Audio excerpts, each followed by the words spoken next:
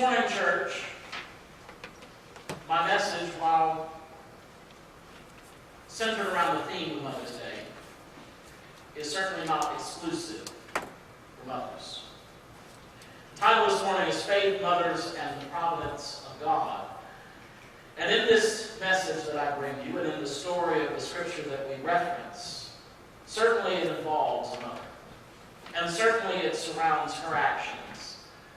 But each of us is called to have faith.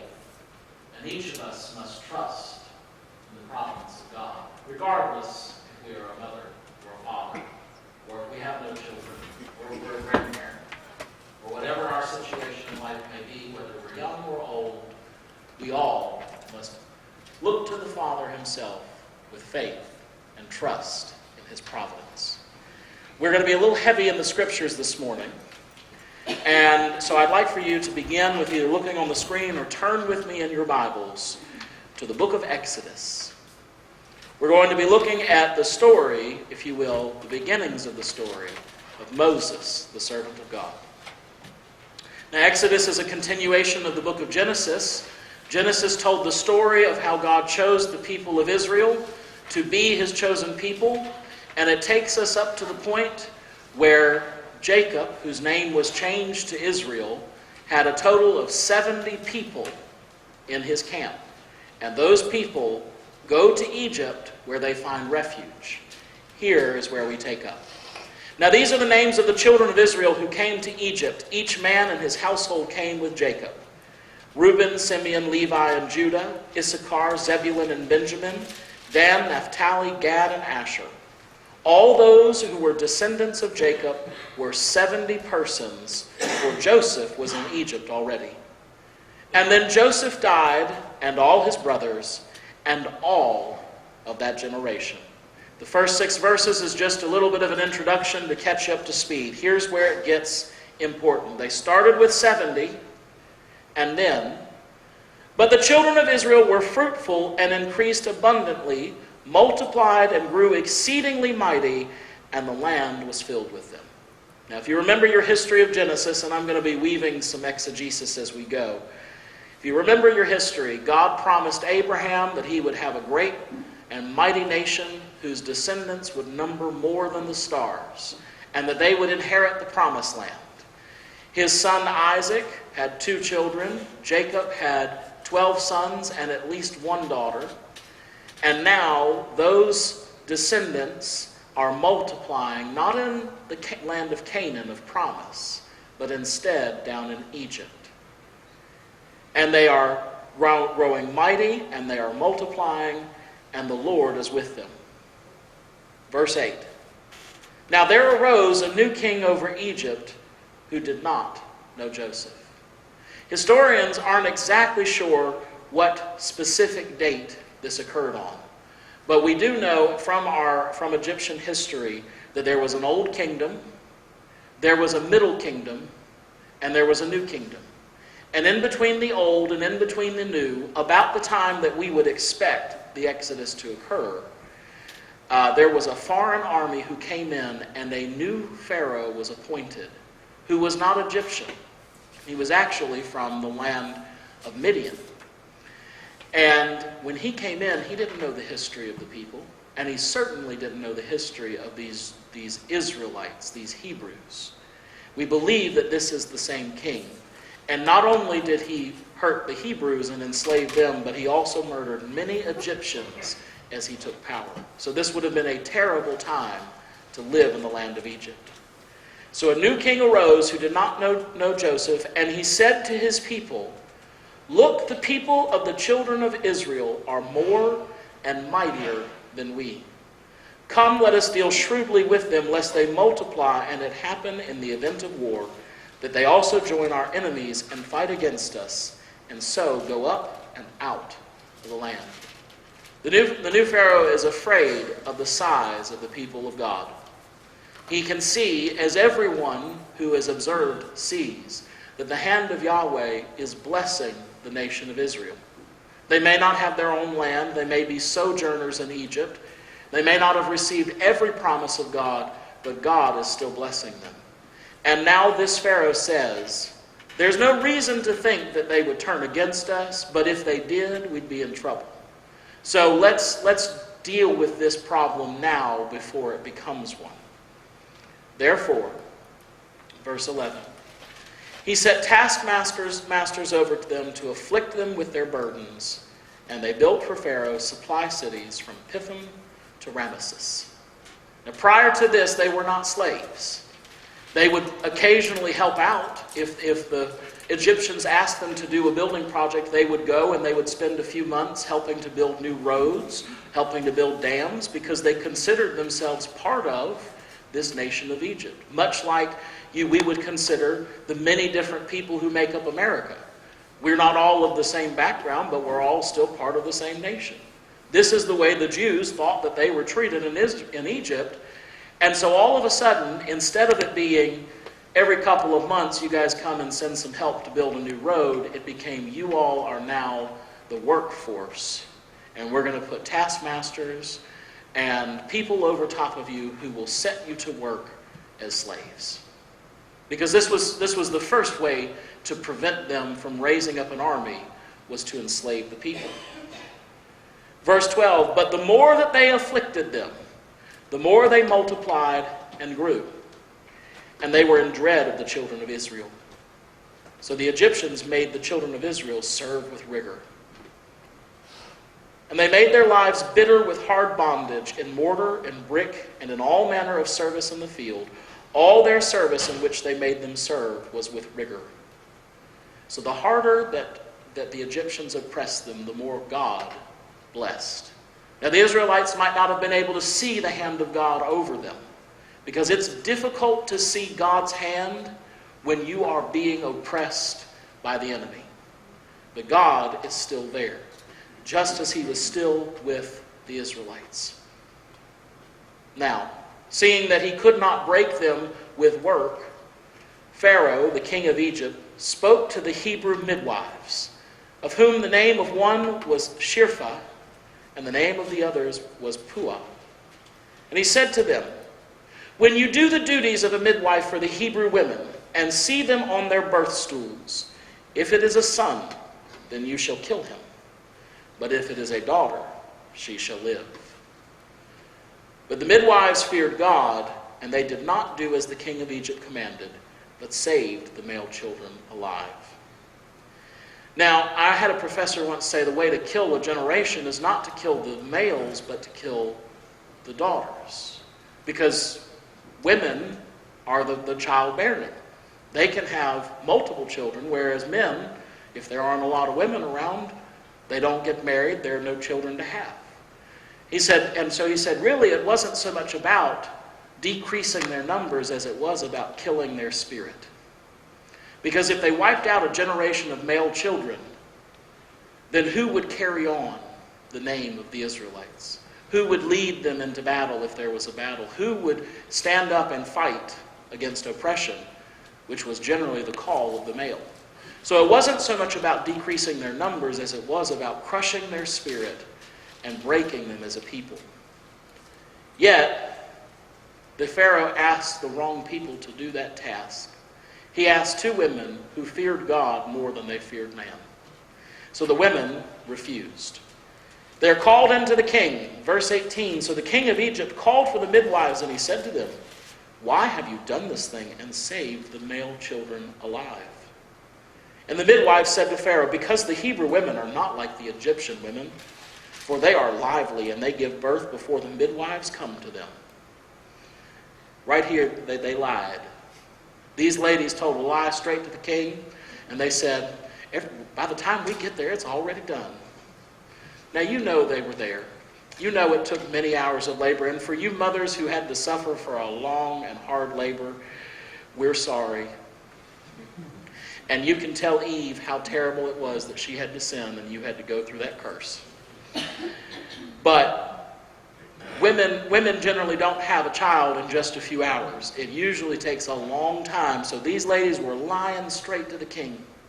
Now, I don't know why or how or if it's ever justified to lie. But what we do see is this: they don't get in trouble. We don't see that God comes down and judges them Because again, they fear God. They don't fear this man. Now, I'm not saying that there's a time when lying is justified. I've heard of people who, in the face of great oppression and under the Nazis, told the bitter and honest truth, and God still protected them from all wrong. I've also heard of people in the same families under the Nazi rule who told lies, and God was not there to protect them when their lies became truth. So I'm not saying that there's ever a time to fib, but what I am saying is these ladies lied, and what happens next is great. God blesses them. Not because they lied, but because they feared him. They feared God enough to say, whatever happens to us, but we're not going to kill these children. God has given us this job to bring life, not to destroy it. So God dealt with the midwives, and the people multiplied and grew very mighty. And so it was because of the midwives' fear of God that he provided households for them, meaning he placed them in families where they would be protected. Now Pharaoh commanded all his people, saying, every son who is born you shall cast into the river, and every daughter you shall save alive.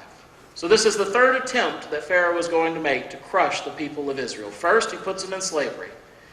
Second, he tells the midwives, you all take care of this problem, and let's have some very late-term abortions. If it's a boy, kill it. Don't even let the mother know. Just tell the mother the child was stillborn after you suffocate it. Do whatever you got to do, but let's do this. Both of those attempts failed. Why? Because God's hand was in both of them. The providence of God continued to prosper the people when they were in slavery. And the fear of God and the faith of two midwives who stood up and said, no, we will not, was also part of God's plan to preserve the people of Israel. So now the Pharaoh turns to a third attempt, and he tells his own people who do not fear Yahweh, who do not even recognize that Yahweh is a God, and who think that Pharaoh is God. He tells them, it is my commandment to you that if you see a male Hebrew infant, throw it into the river where it will either drown or be eaten by crocodiles. Now he was the God of the river. So this was even more serious because not only was it murder to them, but it was also an act of worship to your king of the Nile, to the Pharaoh, by giving infant sacrifice. So I promise you the Egyptians were looking for the opportunity to honor their God in this way. Now, we are told through historical reference that this occurred, that there was a great outcry. We see in the book of Matthew that Satan, who doesn't have any new tricks, tries the same thing to eradicate Jesus. This was a popular practice to kill the children, to prevent the providence of God from going forward. So some male children died, probably quite a number.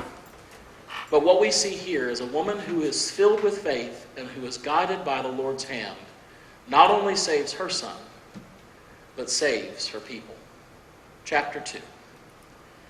A man in the house of Levi went and he took as wife a daughter of Levi. That's important because the house of Levi were going to be the priests. And God needed this child to come from the priestly lineage. So the woman conceived and she bore a son. And when she saw that he was beautiful, she hid him for 3 months. Now I want some participation from the church on this one. Mothers, when you had your children, were they quiet for 3 whole months? No. Anybody have a good child that you didn't have to worry about waking up in the middle of the night? Let's reverse this. Did anyone live in an apartment complex and get complaints from the neighbors? I have at least one. All right. You all know that you cannot keep children quiet for 3 months. Now, how she hid her son for a whole 90 days is beyond me. I've got some friends who are married and they're either started their family or they're on child number 2. One of them just posted a text or sent around a text and said, come join us for the birthday party. And by the way, we're also celebrating that this is the first week we've gotten 6 hours since the little one was born. And I stopped and I said, thank Jesus I ain't got no children yet. Because, oh my goodness, but just to watch and to know that children are demanding. They are needy little creatures. And God designed us to care for those children and designed those children to cry when they needed care. Imagine what effort this woman went through to hide her son for 3 whole months so that the Egyptian people, as they passed by, couldn't hear him crying in the cradle. I don't know what she did. Maybe she took him with her out into the fields. Maybe she soundproofed the walls and put sheepskin everywhere. We don't know. But for whatever reason, between her efforts and God's hand, that child was safe for 3 months. But as it just so happens, after about 3 months, children are starting to get mobile. They start to crawl around a little bit more. They start to make more noises. And it gets harder to hide as they grow. So she knew that she had to do something. But when she saw that she could no longer hide him, she took an ark of bulrushes for him. She dabbed it with asphalt and pitch. She put the child in it and laid it in the reeds by the river's bank. Now, mothers, I want you to imagine for a minute that your child is or was facing absolute death, and the only way you could save it was to put it in the river. And remember, this river is filled with crocodiles that come up to the shore and routinely eat people. Could you do it? Could you, like Moses' mother, put your child in a basket and let it float away? It takes a lot of courage. It takes a lot of faith. It also takes a lot of desperation. You have to be at the end of every possible option. So here this mother is, and we don't see, the scriptures don't tell us what went into this decision, but I suspect that for every day of that 3 months, she prayed and cried out to God to give her wisdom of how to keep her child alive. And I suspect that this idea that came to her was from the Holy Spirit. Now notice that she wasn't reckless. She didn't throw him out there in the middle of the river. She put him right on the edge where the water was calm. And she didn't just put him in a basket. She made sure it was waterproof. She put pitch and asphalt all around it. And not only did she do all of that, but then verse 4 tells us that she sent someone to watch and make sure that the child didn't get in trouble. And so his sister stood afar off to know what would be done to him. Then the daughter of Pharaoh came down to bathe at the river, and her maidens walked along the riverside, and when she saw the basket among the reeds, she sent the maid to get it. And when she opened it, she saw the child, and behold, the baby wept. So she had compassion on him and said, "This is one of the Hebrews' children." Now Miriam, the sister of Moses, was sent by the mother to observe. She would have walked along the riverbank as the basket floated, knowing, and they knew, that oftentimes people would go down to the water's edge, sometimes to draw water up to take back into their houses, sometimes to bathe. If they happened to be of the Egyptian higher class, they might even go down there to relax, like we would consider a day at the beach. The water was their refuge. And so Moses' mother knew that there was a chance someone would see that basket. She didn't know who. It could have been a regular Egyptian, could have even been another Hebrew. But she trusted that someone would rescue her child. So she sends Miriam along to be able to give the report and to say who it is that receives the basket. Now it is the providence of God that this basket happened to float to the daughter of Pharaoh. Now, when Pharaoh's daughter opens the basket, she sees it's a Hebrew. I don't know if you all have watched the Moses movies. I love the Moses movies. They usually have the child wrapped in a blanket, and that's how she knows. But it could also have been because of skin tone. Egyptians were a little darker skin toned than the Hebrews. Egyptians had different hair than the Hebrews. So it could have very well just been she opened the basket and it looked like a Hebrew. Whatever the reason, she recognizes it, and instead of doing what her father commands, which was to throw the child to the crocodiles, She picks the child up, and she decides that this is a gift from the Nile to her.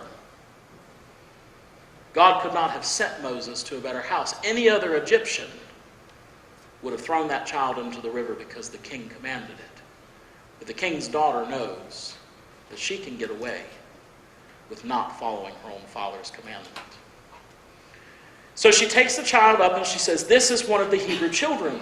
And it just so happens to be Miriam is close enough that his sister said to the Pharaoh's daughter, shall I go now and call a nurse for you from the Hebrew women, that she may nurse this child for you?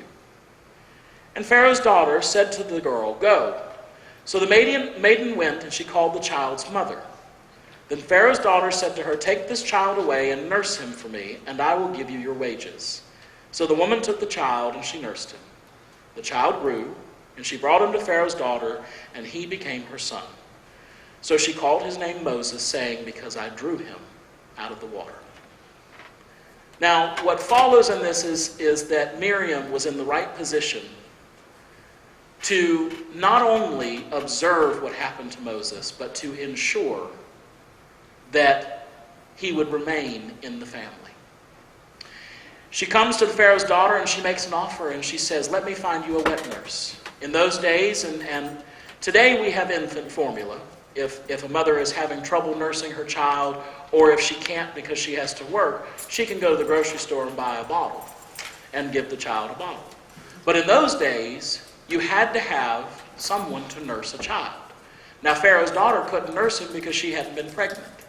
So they needed to find a woman who could, and who better than those lowly slaves? Since he is a Hebrew, let the Hebrews do it. Now, what's interesting is he goes back to his mother. Not only does his mother get to nurse him, get to help him grow and raise, but the Pharaoh's daughter does what? She pays her for the services. So now the slave, who would have otherwise lost her child, keeps her child and is subsidized by the government. This is a good arrangement. And what's not here in the text is that it was an honorable position to be the wet nurse for the queen. It's honorable so much so that you would have become, in essence, part of the king's household. So Jochebed, who is Moses' mother, along with his father, along with Aaron, his brother, and along with Miriam, would have all moved into the palace. They didn't stay in the slums. They came and lived with Pharaoh. Now that's important because God has plans. God has plans not just to save a 3-month-old child from death. He has plans to use Moses to deliver the people. But he needs Moses to not only grow up in the household, but he needs Aaron and he needs Miriam as well. Now, if you know the story of the Exodus, later Moses comes back after nearly 80 years, and Aaron goes with him to speak to Pharaoh. Now, Aaron and Miriam would have had basic Egyptian language skills, but they would never have been able to communicate with Pharaoh had they not grown up in the house of Pharaoh. God, in his providence, through the faith of Jochebed, set up the entire family to be used for his purposes to deliver the people. Now, Jochebed didn't know all that, did she? All Jochebed knew is that she wanted to make sure her child lived and did not die. And by faith, she put Moses in the hands of the Lord, and by providence, God worked a deliverance. Now, I bring you all of this grand and wonderful story, because each of us has moments in our own lives where we, like Jochebed, have to have faith and have to trust in the providence of God. Now, you may not, like Moses, we may not be called to deliver an entire people. We may not be called to lead a large church or a large ministry. We may not even be called to run some subgroup that reaches out to the homeless or the poor or anything else. Your ministry may simply be your family. Your ministry may be larger. Whatever God has called you to do, it doesn't matter the scale. It does matter the faith and the working of God. Now, when I use the word providence, providence means that the Lord's will is done. through all things. In the book of Romans, Paul tells us that he can even use the things that we dislike, that he can use all things, the good, the bad, and the ugly, to the good of those who are called according to his purposes. But it takes faith. It takes faith to trust him that even though you can't see tomorrow, he can. There may have been times in your lives, mothers, where you had something with your child that took some faith and took release. Maybe when they were teenagers, they were in a state of rebellion, and you knew that you had trained them in the correct path, and you had to give them to God. And it might have been one of the most difficult things to see them go into the world, but you continued to pray, you continued to hold fast, and you continued to trust that God, by his providence, would bring them back. And you might be able to testify to that today. Perhaps you still have a child who is out in the world that you are still praying for, you are still holding fast in your faith to, and I encourage you, continue to do so. The Lord promises that if you raise a child, if you teach them in the way that they should go, when they're old, they won't depart. But it doesn't promise that in the in-between, that they won't fall apart. In their old days, he will bring them back. Continue to have faith for your children. Maybe it's about something for your own self. Maybe it's something that God has burdened you with, and you have to have faith that God is in control. I encourage you to do so because by his providential hand, you may see this time next year the plan that he had worked. Jochebed did not get to live to see the great and wonderful work that God had done. But she did get to see her child live and grow. And by faith, we are told in the book of Hebrews that she entered into the hallmark of Hebrews. This is chapter 11, if you want to go there, Don. She's mentioned in the Hebrews Hall of Fame chapter, where it speaks of how by faith she trusted God. And clearly, Don can get there faster than I can. Here we go.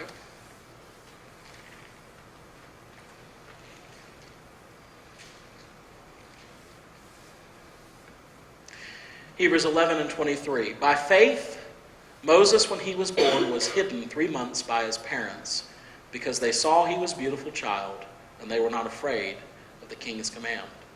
By faith, Moses, when he became of age, refused to be called the son of Pharaoh's daughter, choosing rather to suffer affliction with the people than to enjoy the pleasures of sin, esteeming the reproach of Christ greater than the riches and treasures in Egypt, for he looked to the reward. And by faith he forsook Egypt, not fearing the wrath of the king, for he endured as seeing him who is invisible. By faith he kept the Passover and the sprinkling of blood, and by faith they passed through the Red Sea. In this chapter we see that, yes, it's focused on Moses. Most of those verses were about what Moses did, but Moses could not have had the faith of God had it not been for Jochebed. And mothers, never underestimate the value that you have had. To those who are older in this church, maybe you've got grandchildren or even great-grandchildren, you can look upon your children and your grandchildren's life and see the fruition of your hard work. They've become successful adults. They've become valued members of society. They've become good parents themselves. They've become Christians. You can see some of that harvest. If you haven't seen it yet, keep praying and keep doing your best to speak into their lives. To the young mothers, I would say, learn a lesson from Jochebed, and while you have your children, invest in them. You see, not only was this gift that Jochebed got to live in the palace and she got to nurse her own child and Moses lived, but in those days, children were nursed for almost 5 years.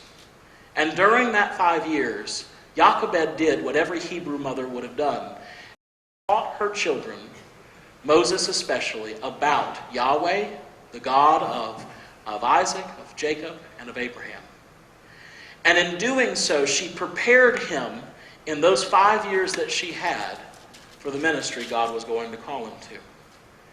Now, for the next 35 years, when he wasn't in her presence, he was taught about the Egyptian ways, their gods, their economy, their writing system, their language.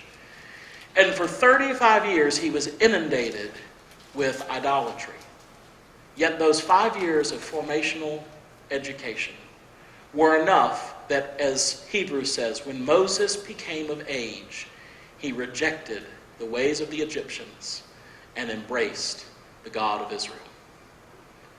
She must have taught him something so powerful that all of the heathen schools, that all of the worthless academics that he was given made no difference. Mothers, if you have children, and youth, I'm going to speak to you all as well here. While you are still young is the time to learn the foundation of your faith.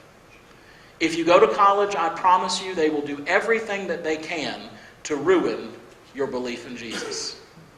Because the people who populate those campuses, unless you go to a very strict Christian school, all of them do not take the Bible literally. And I can forgive them for that because none of them, even those who proclaim to be Christians, even those few who are pastors themselves but don't believe in the Bible, what they lack is they have never experienced the reality of God. Jesus for them is nothing more than a story. And they hate if you come in and Jesus is more than a story for you. Now, if you don't go to college, if you just go straight into the working world will try and destroy your love for Jesus as well. Because the world doesn't want you to walk in and to remind it of its sin. So young people, listen carefully. Now is the time to be sure of your foundation. Now is the time to become solid in your faith, because the trials are coming. Parents, now is the time for you to seed into your children. Grandparents, now is the time for you to teach your grandchildren, because the world is a hostile place. And you only have so many years to give them Jesus before the world replaces it with something else. But the good news is this. Ephesians tells us that once you have done all that you know to do, stand. Stand with faith. And this is what Jochebed did. She did everything in her power to hide her child. When that was no longer possible, she gave the child in faith to God. God, through his providence, brought the child back to her for another 5 years. And during that 5 years, she did everything she could to prepare Moses for the rest of his life. And then once he was out of her hands, Jochebed could only do one other thing, and that was to pray. So she prayed and she trusted and she gave Moses to God. And even though she did not live to see what Moses would become, by the providence of God, by the will of God, by the hand of God working behind the scenes, Jochebed's prayers were answered. And Moses became the deliverer whom God desired to use. Church, I encourage you all today, especially the mothers, have faith and trust in the providence of God. For by your faith and by your prayers and by your work, you raise a generation, the next generation, who will herald the gospel call and who will become the people whom God has called them to be. To the young people, be you parents or be you youth, I encourage you, act now and firm up your foundation in the gospel before the world tries to strip away the good news that you have learned. This morning, our reflection song and our invitational song is Room at the Cross. I know there are a few visitors here this morning, so I don't want to neglect the opportunity. If you don't know Jesus, if your foundation is not firm, if you may have heard the gospel story but you've never experienced him and you want to do so today, then today is the day of salvation. We offer it as we sing this invitational song, that the altar will be open and anyone may come forward and speak with me about how to make sure that you have Jesus as your base. For everyone else who is in here, if you have a burden on your heart, maybe for a child or maybe for a grandchild that you want to lay at the altar and pray for, please do so. As we sing together, Room at the Cross, number 315, the altar is open for all.